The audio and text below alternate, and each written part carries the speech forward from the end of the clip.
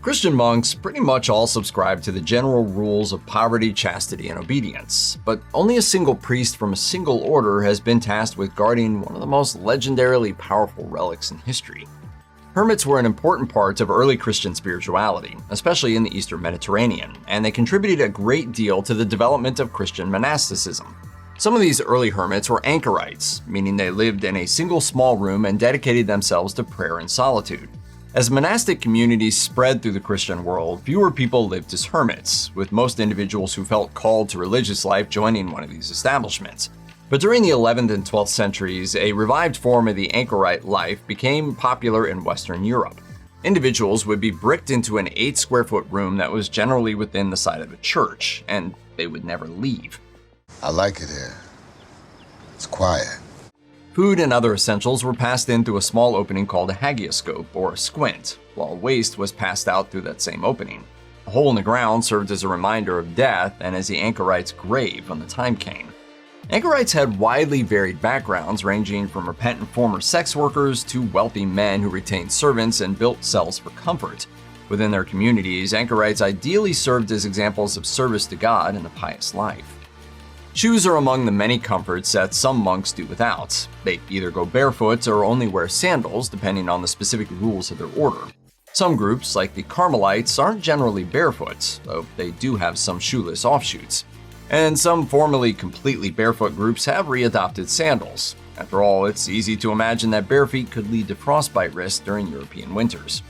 The people credited with introducing this practice are Saints Francis and Clare of Assisi, 13th century Italian monastics who preached radical poverty and connection to creation.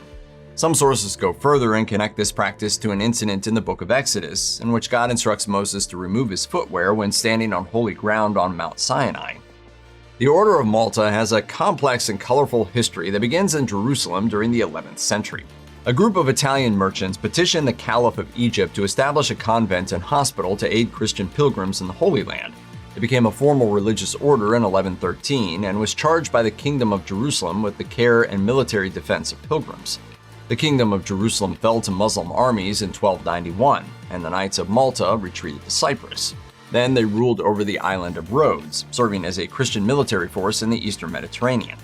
In 1523, the Ottoman Empire took Rhodes, and after some diplomacy, the Knights wound up in control of Malta. Dislocated again during the Napoleonic Wars, the Knights hid out in Russia for a while before setting up shop in Rome. They were still recognized as a sovereign entity, a distinction they retain to this day. Faith-based organizations are, in most cases, trusted by the populations. Today, the Knights of Malta have diplomatic relations with 114 countries, and they sometimes serve as conflict mediators. Not all members of the modern Knights of Malta take religious vows, though there is a core of knights who do. While the Crusades are generally associated with the Middle East, they were also called against heretics and pagans within Europe. During the middle of the 12th century, the southern coast of the Baltic Sea was occupied by tribes that had stubbornly resisted Christianization. In 1147, Pope Eugene III declared that a crusade against these tribes would result in the same forgiveness of sins as a crusade in the Holy Land. Then in 1202, the Bishop of Livonia received papal permission to establish a local order of knights. Members of the Order of the Brothers of the Sword took vows of poverty, chastity, and obedience. Within a few years, the order had become a significant military power in the region, grinding out a state through conquest of tribal territories in southern Estonia and around the Dvina River. Their luck ran out in 1236, though. After raiding into Lithuania, a local chieftain leading an army made up of various Baltic tribes in a nearby Russian city defeated the Brothers of the Sword at the Battle of Saul.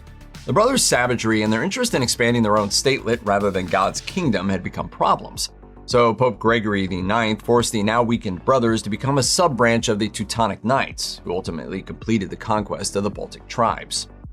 The word tonsure refers to the distinctive haircut of a male monastic, as well as the act of receiving that haircut. A key reason for the tonsure's existence may have been to establish a visible difference between monks and everyone else. Various tonsuring practices have included shaving any hair that grows beyond an ear-to-ear line over the top of the head, a bald-on-top ring style familiar from images of some saints, or a full shaving of the head. In modern Eastern churches, simply cropping the hair close is sometimes considered sufficient. The tonsure was officially abandoned for Roman Catholics by Pope Paul VI in 1972. The origins of this practice aren't completely clear. Some sources compare it to Old Greek and Middle Eastern rites of offering hair as a sacrifice, while others claim it was intended to make the tonsured man resemble a slave. Whatever its origins, the tonsure quickly spread as a mark of a religious man. Furthermore, a deposed ruler or other politically inconvenient person might have his hair cut against his will so that he could be forced into the religious life, and thus out of his rival's way. The idea of a vow of silence for monks is a bit of an exaggeration, but an understandable one. Intentional silence removes distractions from prayer and devotion, while also limiting opportunities for sin. It also serves as a form of penance and a way to practice discipline. Don't worry, these men aren't ignoring me. They're monks. They keep a lid on it because they think God likes it. And who am I to tell them any different? The Trappist monks, for example, note on their website that silence is not an explicit vow of theirs. Instead, they take a vow of conversion of manners, by which they swear to observe faithfully the ancient rule of Saint Benedict that defies their order. Trappists then follow the traditions of their particular communities, which generally permit conversation in order to perform work projects, interact with a spiritual director, and discuss the business of the community. Additionally, Trappists may occasionally talk to each other for pleasure or spiritual growth. This way of life is obviously not completely silent, but it is much quieter than the average life outside the monastery walls. And, of course, communication need not be verbal, as medieval monks developed a system of hand signals to transmit information in silence. Written in the 6th century, the Rule of Saint Benedict identifies two central responsibilities of monastic life: work and prayer. This dictum emphasizes that while monks are retreating from the outside world, they are not retreating from duty or responsibility. Thus, they must participate in the work of the monastery. Before the rise of movable type and the printing press in Europe in the 15th century, monks were frequently scribes who hand-copied texts in a room called a scriptorium. Skilled monks might have also worked as bookbinders or as illuminators, who added decoration and illustration. The work of copying manuscripts helped spread and preserve Christian texts, but it was surprisingly difficult work. Monks may or may not have known the language they were copying. If they didn't, they had to transcribe by eye, meaning they copied shapes without being able to read them. A single manuscript could take weeks of labor, and particularly skilled scribes might be exempt from some prayers so that they could continue working. Human error could creep into this system, though. For example, the legend of Saint Ursula and the supposed 11,000 virgins who accompanied her to martyrdom is now believed to have originated from an ancient transcription error. Despite that blunder, we have these monks to thank for the continued survival of many ancient texts. Celibacy is one of the principal tenets of monastic life. This can be difficult and requires real sacrifice, but it helps to separate monks from connections to the outside world like sex, marriage, and family. Some monks take their promise to celibacy so seriously that they go to extremes to avoid the opposite sex. The monastic state of Mount Athos, for example, is home to a number of Eastern Orthodox religious houses. Its special status in Greek law allows it to maintain its ban on the presence of any and all women that dates back more than 1,000 years, as they're not allowed within 500 meters of the coast. Even female domestic animals are forbidden, with the exception of cats. Felines are both hard to sex from a distance and very useful in vermin control, and one effortless way to maintain a supply of cats is to allow females. While this policy might sound sexist to modern sensibilities, there is a sweet, if apocryphal, origin story behind it. According to legend, the Virgin Mary was on her way to Cyprus and was stranded on Mount Athos by a storm. She liked it so much that Jesus granted it to her, and thus she is the only woman to have any presence on the peninsula. Aksum, a powerful city-state that was a predecessor of modern Ethiopia, became Christian in the 4th century. Since then, Ethiopia has been home to a distinctive strain of Christianity. A founding legend of the Ethiopian church and culture more broadly is the supposed descent of the Ethiopian emperors from a liaison between King Solomon and the Queen of Sheba. As the legend goes, when this son Menelik went to Israel to meet his father, he was given the Ark of the Covenant. Famous to Christians, Jews, and fans of Indiana Jones as the resting place of the stone tablets bearing the 10 Commandments, the Ark remains an important symbol to Ethiopian Christians.